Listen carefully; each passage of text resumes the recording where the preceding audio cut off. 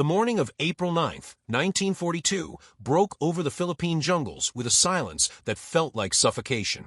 In the stillness before dawn, Japanese Lieutenant Takeshi Yamamoto sat cross-legged beneath a mahogany tree, its bark slick with overnight rain.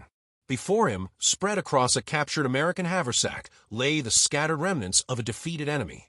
Chocolate bars wrapped in wax paper, cigarettes in moisture-proof tins, and small brown packets labeled in English letters he could barely comprehend. He lifted one packet, no larger than his palm, and turned it over in his calloused fingers. The words Nescafé Instant Coffee meant nothing to him. What he understood was weight, or rather, the absence of it.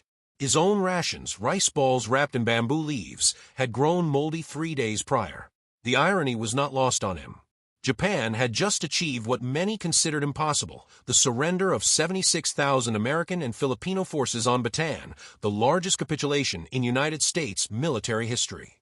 Yet here, in the detritus of defeat, lay evidence of a different kind of power, one that didn't announce itself with battleship guns or bonsai charges, but whispered through the mundane magic of a coffee that required neither fire, nor ceremony, nor time. The Imperial Japanese Army had stormed through Southeast Asia with a ferocity that stunned the world. In the span of 4 months, they had seized Hong Kong, Manila, Singapore, the Dutch East Indies, and pushed deep into Burma. The co-prosperity sphere, as Tokyo's propagandists called it, was expanding at a rate that even most optimistic military planners had scarcely dared imagine. Japanese soldiers, lean and hardened by years of brutal training, and the unforgiving campaigns in Manchuria and China, moved through the tropical heat with an efficiency born of necessity. They carried what the West considered impossibly light loads, perhaps 40 pounds compared to the 60 or 70 carried by their American counterparts. Their rations reflected a philosophy of endurance through deprivation. Rice, pickled vegetables, miso paste, dried fish. Meals were not comfort, they were fuel, nothing more. The concept of abundance, of surplus, of logistics as a weapon of war, these were Western indulgences that the Bushido Code taught them to view with contempt. When Japanese forces overran American positions throughout the Pacific Theater in those early months of 1942, they discovered warehouses and supply dumps that seemed to belong to a different species of warfare altogether. In Manila, they found entire buildings filled with canned goods, enough to feed an army for months. On Wake Island, captured Marines had left behind cases of Coca-Cola, still cold, in their improvised coolers. In the jungles of Bataan, every American foxhole yielded treasures. Spam, condensed milk, chewing gum, toilet paper of a softness that seemed almost decadent, and those ubiquitous small packets of instant coffee.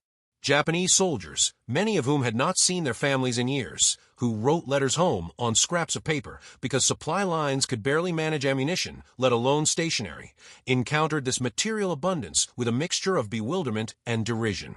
Lieutenant Yamamoto had been among those who laughed. In the officer's tent that night, as his fellow commanders celebrated their victory with sake requisitioned from a Chinese merchant in Manila, he had held up one of the coffee packets as if it were evidence in a trial. "Look at this," he had said, his words slightly slurred with exhaustion, and drink. "The Americans cannot even brew proper coffee. They need it in powder form, like children who cannot chew solid food." The other officers had roared with laughter. Captain Ishikawa, whose family owned a tea plantation in Shizuoka, had been particularly amused. "They have lost the art of patience," he declared. "Everything must be instant, immediate. This is why they cannot win. War requires the patience to endure, to suffer, to wait for the proper moment. They want their coffee in 30 seconds. We will show them that victory cannot be brewed so quickly." The mockery was not confined to the officers' tents. In the ranks, Japanese soldiers composed sardonic songs about the American way of war. They sang of enemies who needed machines to open their cans, who carried more luxuries than weapons, who would crumble the moment their supply lines were cut because they had forgotten how to suffer. There was a particular contempt reserved for the instant coffee. In Japan, the tea ceremony represented a spiritual discipline, a meditation on impermanence, and the beauty of simple things performed with absolute attention. Coffee itself was already a foreign affectation, consumed mainly in the westernized cafes of Tokyo and Osaka. But instant coffee, coffee that required no grinding, no brewing, no ritual, this seemed to epitomize everything weak and corrupt about American culture. It was coffee for a people who had grown soft, who had lost touch with the essential hardships that forged warriors and nations. What Lieutenant Yamamoto and his comrades did not yet understand, what they could not have understood in those heady days of early victory, was that they were staring at a revolution in warfare itself. The packet of instant coffee he held so contemptuously represented something far more significant than a beverage. It was a manifestation of industrial capacity, of chemical innovation, of a supply philosophy that viewed the individual soldier not as an expendable component, but as a valuable asset whose efficiency and morale directly impacted combat effectiveness. The United States military, drawing on lessons from the First World War, had come to recognize that well-fed, caffeinated soldiers fought harder, marched farther, and maintained discipline longer than those sustained on minimal rations. Instant coffee, developed in the 1930s through a freeze-drying process that preserved both flavor and caffeine content, had become a cornerstone of American field rations precisely because it delivered a pharmacological boost without requiring the time, fuel, or equipment needed for traditional brewing. By the summer of 1942, the tide of Japanese victory had begun to slow, though this was not yet apparent to the soldiers advancing deeper into the Pacific Island chains and the highlands of New Guinea. The march that would break them was still ahead, a series of campaigns across some of the most hostile terrain on Earth, where the enemy was not just the Americans but heat, disease, jungle, mountain, and most crucially, distance. The Japanese supply philosophy, which had worked brilliantly in the short, sharp campaigns of the invasion phase, began to reveal its fatal weakness. It assumed logistical lines that could be maintained, bases that could be resupplied by sea, and campaigns that would conclude before attrition became a factor. None of these assumptions would prove correct. In August 1942, American forces landed on Guadalcanal, transforming a forgotten island in the Solomons into the fulcrum of the Pacific War. For the Japanese, it became an obsession, a bleeding ulcer that consumed men and material at a catastrophic rate. The Tokyo Express, the nickname for the nighttime destroyer runs that attempted to resupply Japanese forces on the island, became increasingly desperate and dangerous. Ships that might have carried rice and vegetables instead ferried ammunition and reinforcements. The soldiers on Guadalcanal, isolated and starving, began to understand what American abundance truly meant. It was not luxury, it was survival. American forces, resupplied by a logistics network that stretched back across the Pacific to the farms and factories of the continental United States, ate 3 meals a day from tins and packages. They drank coffee, instant coffee, multiple times daily, maintaining alertness during night watches and gaining the energy for patrol and combat operations. Japanese forces, by contrast, descended into a nightmare of hunger. They boiled leather boots to extract any nutritional value. They stripped bark from trees and chewed it into pulp. They consumed grass, roots, insects, anything that might provide a few calories to keep them moving. In their diaries, recovered later from the corpses that littered the island, Japanese soldiers wrote with increasing desperation about food. One entry, dated November 1942, described a dream of rice so vivid that the soldier woke weeping. Another, written by a corporal whose name was lost to history, contained a single line repeated over and over: "Americans eat every day. Americans eat every day. Americans eat every day." The phrase appeared 17 times, each iteration more shaky than the last, as if the act of writing could somehow make the truth less unbearable. It was during the Kokoda Track campaign in New Guinea that Lieutenant Yamamoto, now a captain due to the attrition among officers, encountered instant coffee for the second time. His unit had been ordered to cross the Owen Stanley Mountains, a spinal ridge of jungle-covered peaks that rose to nearly 13,000 feet. The trail, barely wide than a man's shoulders in places, climbed through terrain that seemed designed to kill. Men slipped on mud-slicked routes and plummeted into ravines. Tropical diseases, malaria, dengue, dysentery, felled soldiers more efficiently than enemy bullets. Rations dwindled, then disappeared entirely. The march, which Japanese planners had estimated would take 9 days, stretched into weeks. Soldiers died not dramatically but pathetically, sitting down beside the trail and simply never rising again, too weak even to lift their rifles. On the 37th day of the march, Yamamoto's unit overran an Australian position hastily abandoned during the night. The Australians, fighting alongside American units, had retreated in good order, but they had left behind supplies they couldn't carry: ammunition, blankets, medical supplies, and food. Yamamoto's men, skeletal figures whose uniforms hung on them like burial shrouds, fell upon the cache with the desperation of the starving. They ripped open tins with their bayonets, not bothering with utensils, shoving food into their mouths with fingers that trembled from exhaustion and fever. Yamamoto, maintaining the discipline of his rank, waited until his men had eaten before he approached the supply dump. There, among the scattered rations, he found a familiar sight: packets of instant coffee, dozens of them, spilled from a torn carton. He picked one up, remembering that night in the officer's tent after Bataan, remembering the laughter and contempt. The packet felt heavier now, though he knew its weight had not changed. With hands that shook, whether from malaria or emotion he could not tell, he tore open the packet and poured the brown powder into his canteen. The water was warm, drawn that morning from a stream likely contaminated with parasites, but he stirred it with a stick and drank. The taste was bitter, chemically processed, nothing like the carefully brewed tea his wife had prepared in their home in Kyoto a lifetime ago.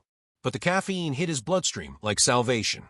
Within minutes, he felt his thoughts clearing, the fog of exhaustion lifting slightly, enough to think, to plan, to keep moving.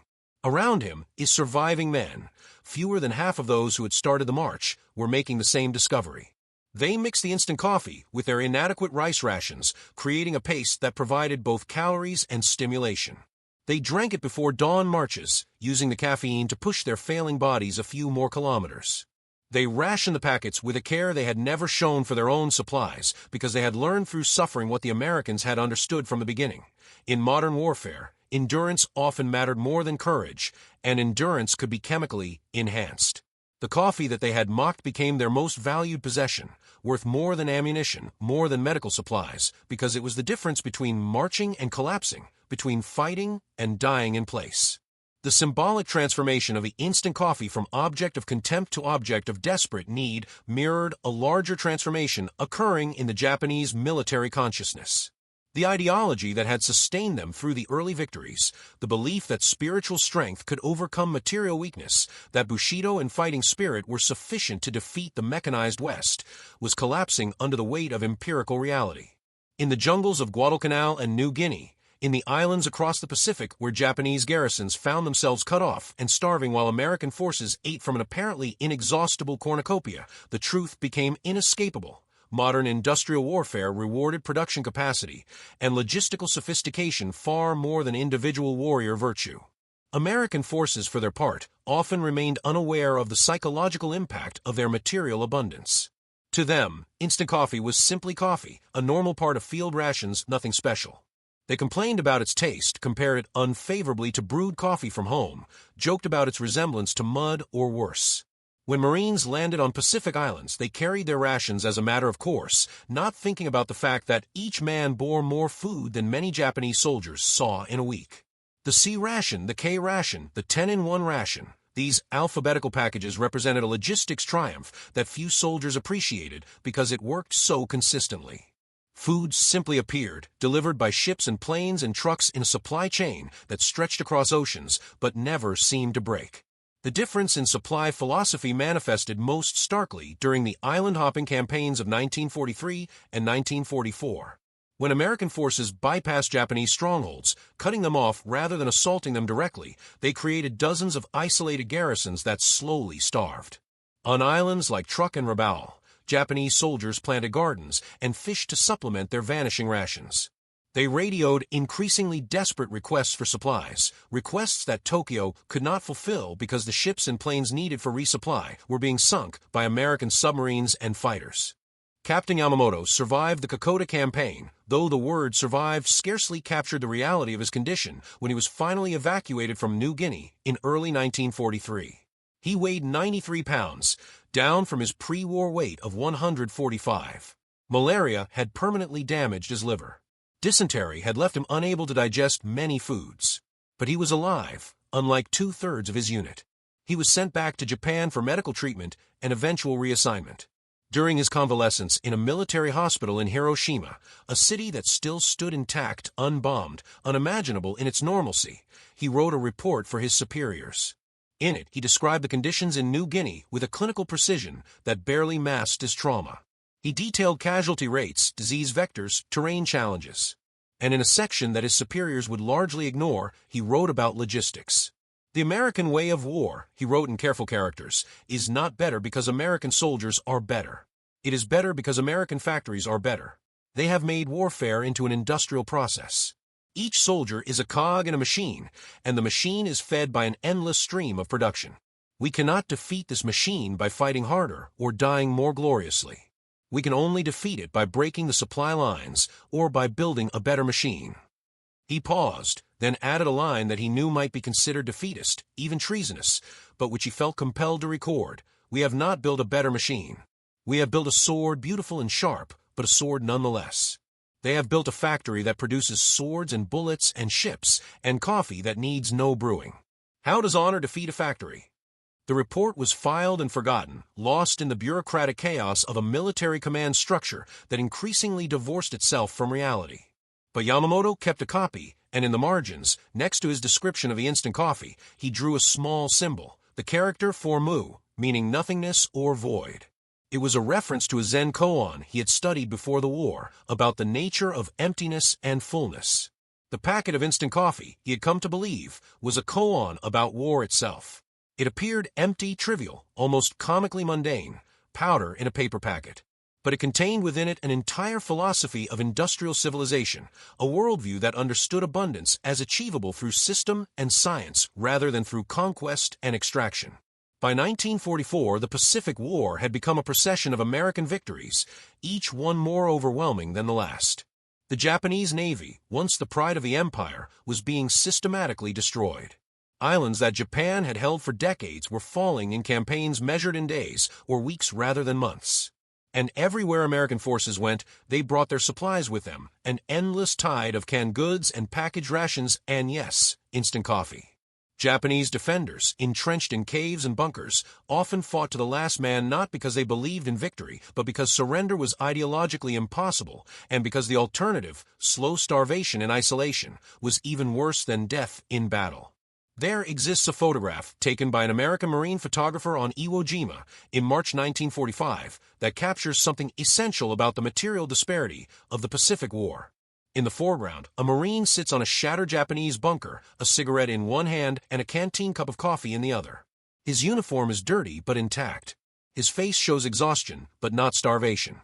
Behind him, visible in the blasted volcanic sand, lies the body of a Japanese soldier. The American photographer, probably without conscious intention, had documented a tableau that illustrated everything: life and death, abundance and deprivation, the victor and the defeated. The Marine in the photograph later recalled, in an interview conducted decades after the war, that the coffee had been instant coffee, mixed with water from his canteen and stirred with a twig. He had drunk it without thinking about it, just another cup in an endless series of cups, fuel for the next push forward. He had not known, he said, that the Japanese soldier behind him had been carrying, in the pocket of his tattered uniform, a single packet of American instant coffee, carefully preserved, perhaps looted from a battlefield or scavenged from a wrecked American plane. The packet had not been opened. The Marine speculated that the Japanese soldier had been saving it, perhaps for a special occasion, perhaps simply as a talisman, a small piece of the enemy's mysterious power, held close. The strategic bombing campaign that devastated Japan's cities in late 1944 and 1945 completed the destruction of whatever remained of Japanese industrial capacity. Factories that might have produced food, equipment, or supplies were either bombed into rubble or converted to war production so total that civilian populations began to starve. In Tokyo, Osaka, Nagoya, and dozens of smaller cities, Japanese civilians subsisted on rations that dwindled month by month. By the summer of 1945, the average daily caloric intake in urban Japan had fallen to less than 1,500 calories, barely above starvation level. Black markets flourished, dealing in everything from rice to vegetables to, among the very wealthy, coffee. Real coffee, brewed from smuggled beans, sold at prices that would have purchased a family's monthly rice ration. Captain Yamamoto, by now a major and assigned to a training unit on the home islands, watched his country prepare for the final battle with a mixture of fatalism and fury. The high command spoke of glory, of the entire nation becoming a weapon, of every man, woman, and child fighting to the death to defend the sacred soil. But Yamamoto, who had seen what modern industrial warfare looked like, who had watched brave men reduced to skeletons searching for roots to eat, knew that courage alone could not stop what was coming. The Americans would bring their factories with them, their endless supplies, their casual abundance that was more devastating than any bomb. They would eat their canned rations and drink their instant coffee while Japan's soldiers fell from hunger as much as from bullets. The atomic bombs that fell on Hiroshima and Nagasaki in August 1945 obviated the need for the invasion that Yamamoto had dreaded. The city where he had convalesced, where he had written his report about logistics and industrial warfare, was erased in an instant of nuclear fire. 140,000 people dead, most of them civilians, most of them instantly. When Yamamoto heard the news, he did not think about the technical achievement of the bomb, or the morality of using it, or even the immediate horror of so many deaths. He thought about the packet of instant coffee he had held on that morning in April 1942, and how he had laughed at it, and how profoundly he had misunderstood what it represented. The atomic bomb and the instant coffee were products of the same civilization, the same mindset that approached problems, whether the problem was feeding an army or ending a war, with industrial solutions of overwhelming scale. One morning in October 1945, an American lieutenant offered him a cup of coffee. The lieutenant, whose name was Richard Chun, and who was himself the son of Chinese immigrants to California, poured the coffee from a percolator and handed the cup to Yamamoto without ceremony. "Sugar?" Chun asked. "Cream?" Yamamoto, who had not tasted real brewed coffee in 4 years, nodded mutely. Chun added both from containers that seemed impossibly large, impossibly abundant. Yamamoto drank, and the taste transported him back to Bataan, to New Guinea, to all the places where he had learned that war was not about honor but about logistics, not about spirit but about supply. "Good coffee," Chun said, not really a question. "My father has a restaurant in San Francisco. He always said that you can judge a civilization by its coffee." I think he was joking, but maybe not. Yamamoto looked at the American officer, this son of Chinese parents, who had somehow become more American than Chinese, who stood in a conquered nation drinking coffee and making philosophical observations. "Your father," Yamamoto said carefully, "is English uncertain, was correct. Coffee is civilization." Chun looked surprised, then interested. "How do you mean?" Yamamoto set down the cup, choosing his words with care. "Coffee requires trade. Beans from one place, sugar from another, cream from a third. Requires industry to process, logistics to distribute. Requires prosperity, so people can spend time drinking instead of only surviving. Coffee is not just drink. Coffee is system." Chun nodded slowly. "I never thought about it like that. For us, it's just coffee. We complain if it's not good, but it's always there." "Yes," Yamamoto said. "Always there. That is the difference.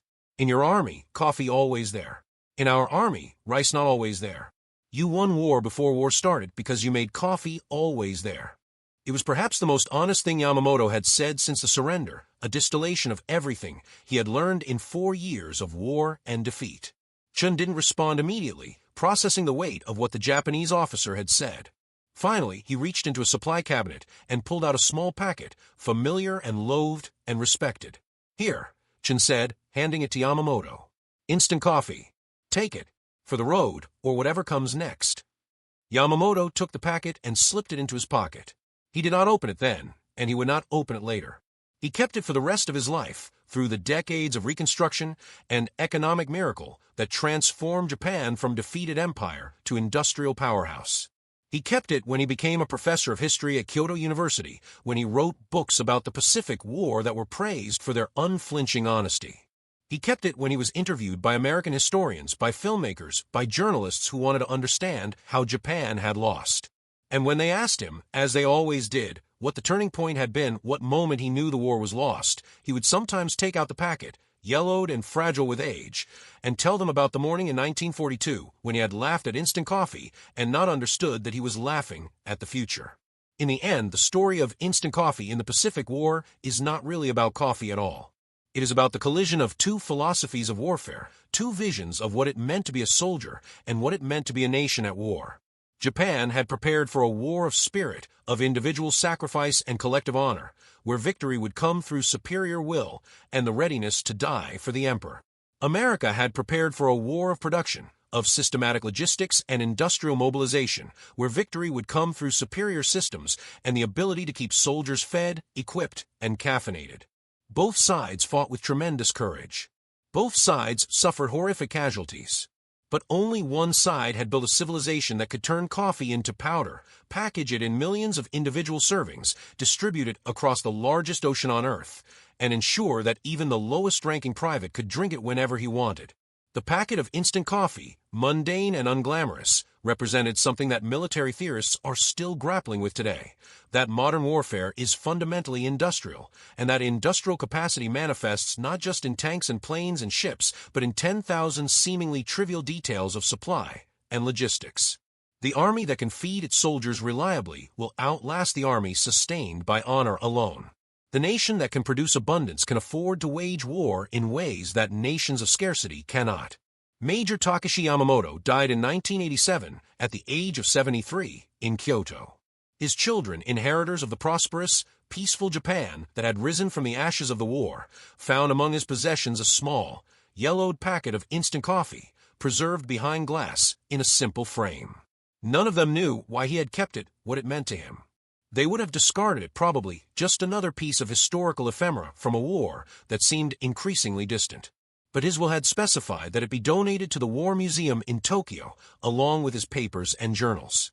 It sits there now, in a climate-controlled case, next to a card that explains in Japanese and English what it is, a packet of Nescafé Instant Coffee, circa 1942, issued to United States forces during the Pacific War. The card does not explain the mockery or the hunger or the transformation, because those things cannot be captured on a museum card. But sometimes veterans who visit the museum, American and Japanese both, old men now, the war more than half a century behind them, stop in front of that case and stare at the packet for a long time, understanding something that words cannot quite convey. The instant coffee did not win the war.